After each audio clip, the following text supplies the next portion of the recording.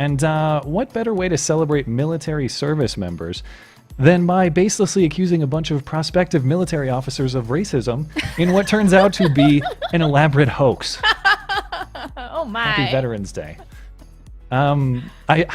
Several weeks in a row, I have joked that I want Hoax Hate of the Week to die. I want the bit to die. Yeah. I want, or at least scale back. Like, it's Who run into is the joking? ground. I'm sick of this bit, but it just keeps happening.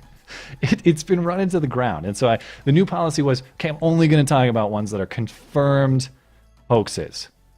And then it comes back bigger, stronger, better than ever. So the story this week, as I'm sure many people have seen, is that this big case at the Air Force that got all this grandiose coverage on CNN and got this big speech by the Air Force Lieutenant General, who's the superintendent of this prep school at the Air Force Academy, all a big hoax.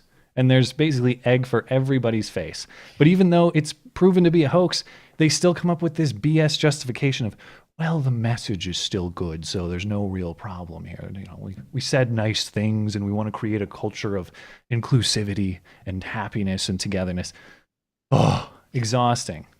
So we'll go through the whole timeline, including retrospectively. It's fun to look at the way CNN covers things like this, because they tried to implicate Trump too. They tried to blame Trump for this. Brooke Baldwin, mad at that guy for saying he loves boobs. Clay Travis, remember Brooke Baldwin? Oh, yeah. Drunk with Don Lemon on New Year's Eve. Brooke Baldwin. Yeah. Oh yeah. Yeah, she goes to the end of the earth to implicate Trump in this Air Force incident that was entirely a fake. They always do. Yeah. And then, you know, because this bit will never die, we even have bonus hoax hate. There's another one. Another car at Kansas State University, racist messages all over it, proven to be a fake. So we'll touch on that one too. We didn't even make it a week. We instituted this policy last week. I know. Not only are they proven hoaxes, but they're massive in national scale. So yeah, you can't get away from it. And they got so much media attention. I feel like we kind of are obligated. Exactly.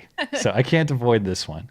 And I don't think by the time we go through it, this one is nice and juicy, just like the crack, the guy who broke into the church and was smoking crack and going back and forth, stealing money and buying crack.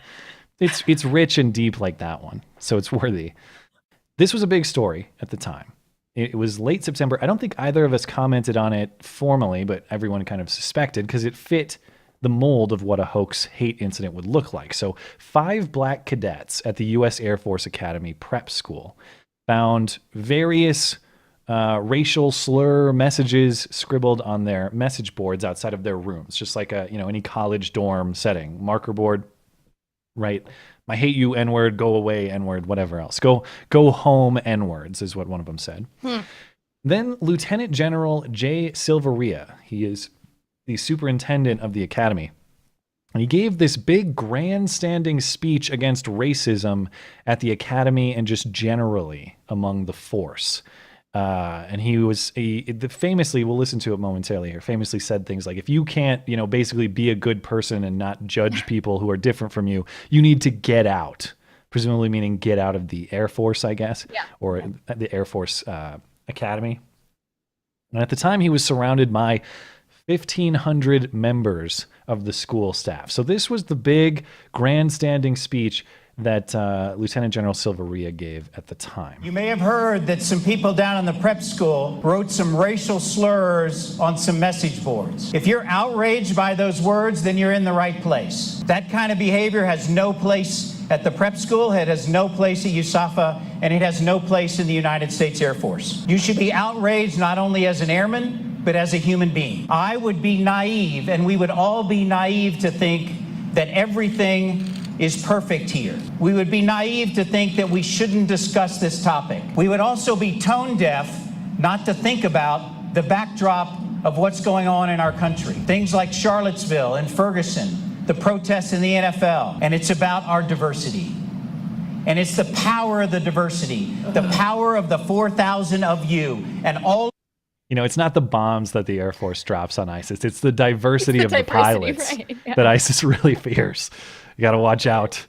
All of the people that are on the staff tower and lining the glass, the power of us as a diverse group. The power of that diversity comes together and makes us that much more powerful. So just in case you're unclear on where I stand on this topic, I want to leave you with my most important thought today. If you can't treat someone with dignity and respect, then you need to get out. If you can't treat someone from another gender, whether that's a man or a woman, with dignity and respect, then you need to get out. If you demean someone in any way, then you need to get out. And if Just think about that statement too. If you demean someone in any way, anyone, like some people are very worthy of demeaning and should For be anything? demeaned. I Right, mean- that's the question. Are you speaking in absolute terms here? Can I demean Devin Kelly and say he's a piece of shit? Because he is.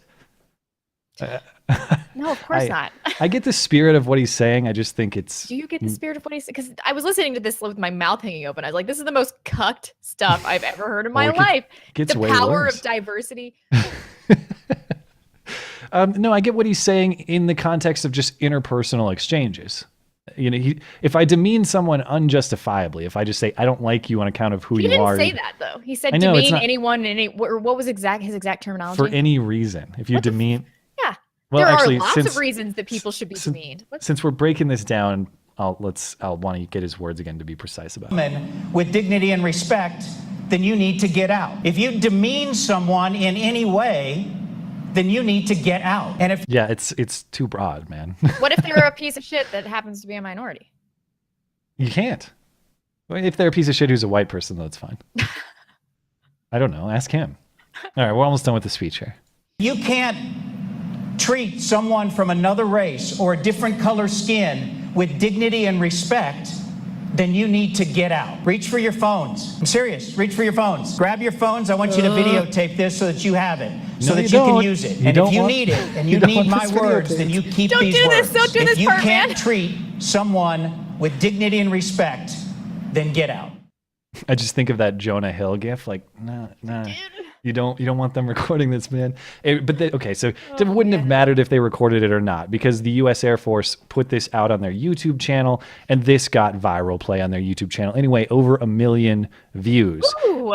Oh, And no. he went on Brooke Baldwin's show on CNN shortly thereafter. And I'm not blaming him for that. Oh, and also Joe Biden and John McCain praised him for this. This was a big political deal. I'm not blaming him necessarily for going on Brooke Baldwin's show. I'm interested in what Brooke Baldwin has to say here, which is just stretching to blame this on Trump, and when Trump has nothing to do with this. You can really see, you want to see their CNN bias fully on full display. This is a good example of it. So this is Brooke Baldwin and Lieutenant General Silveria shortly after his big speech. Some say the president's rhetoric is divisive, not that of a commander-in-chief. Others will say that's why they love him. What is true, whether you agree with him or not, he has a tendency to go too far, to divide rather than unite. And there's a moment I wanted to share with you today that has so many people saying those are the words of a leader at a time when a divided nation needs them the most. May I? Okay, so she just rips Trump unnecessarily, then plays the speech, then brings him in, and pay attention to her questions. And to his credit, he resists her trying to politicize it, although I still am not a huge fan of his answers. He's on CNN. Yeah, well, I'm just trying to give him some. He Why? didn't take the bait fully, is all I'm saying. Ugh. Lieutenant I just say General bravo. Soy Boy. And I would love to hear just why you chose to do this head on. Why did you do that? So I wanted to be unambiguous about how we're going to treat this topic. But everything that we do here is about developing these airmen. So I wanted to take an opportunity to also give them a leadership lesson. The implication here, those who were elected to lead are not leading, and that you, sir, are. Do you think Washington needs better leadership? Brooke, my message to the Irrelevant, cadets bitch. was not about. Sorry, did you want to comment on that? No, why is this relevant? She's trying to bait him into Yes, condemning exactly. Trump. Yeah. Proceed. But he doesn't, this is what I'm trying to say. He doesn't take that bait, at least. This line of Brooke, questioning.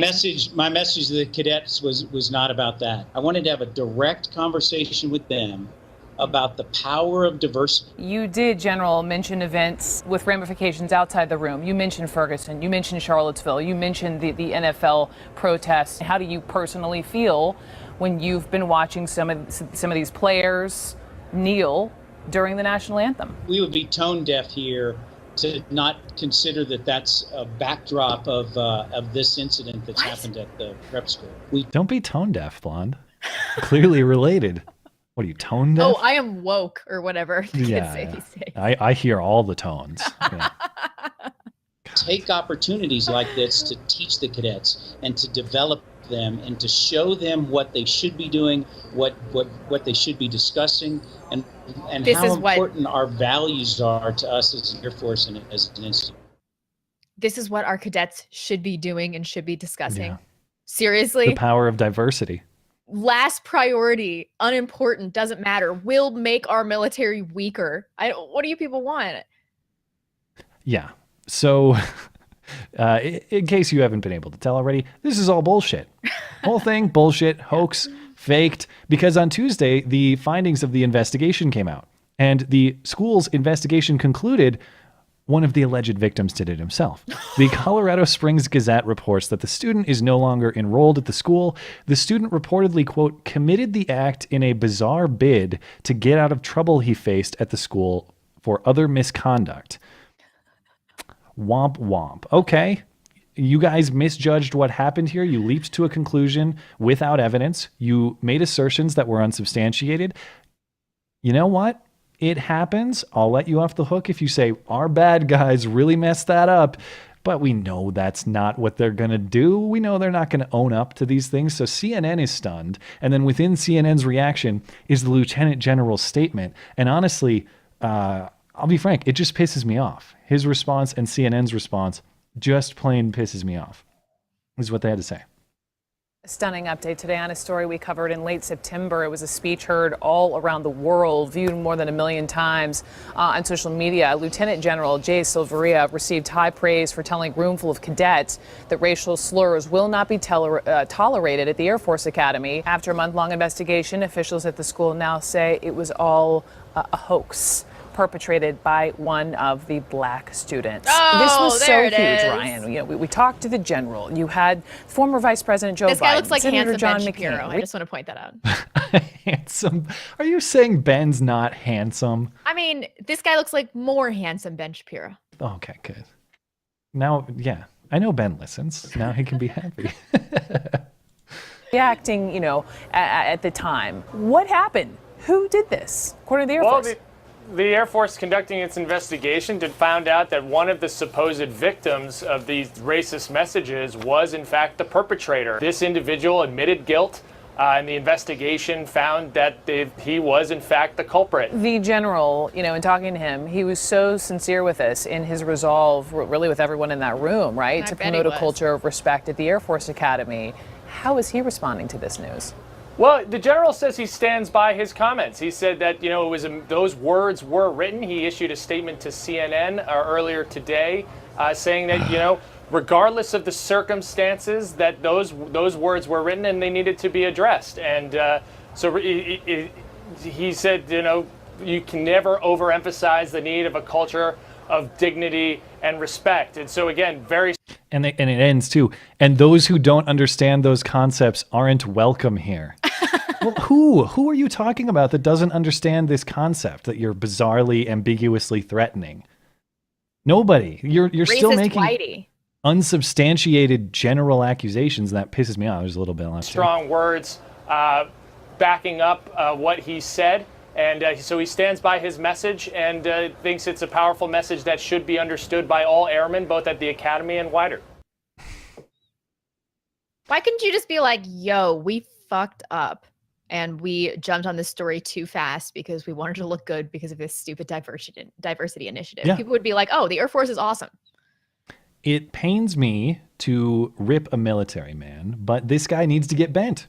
He needs to fuck off.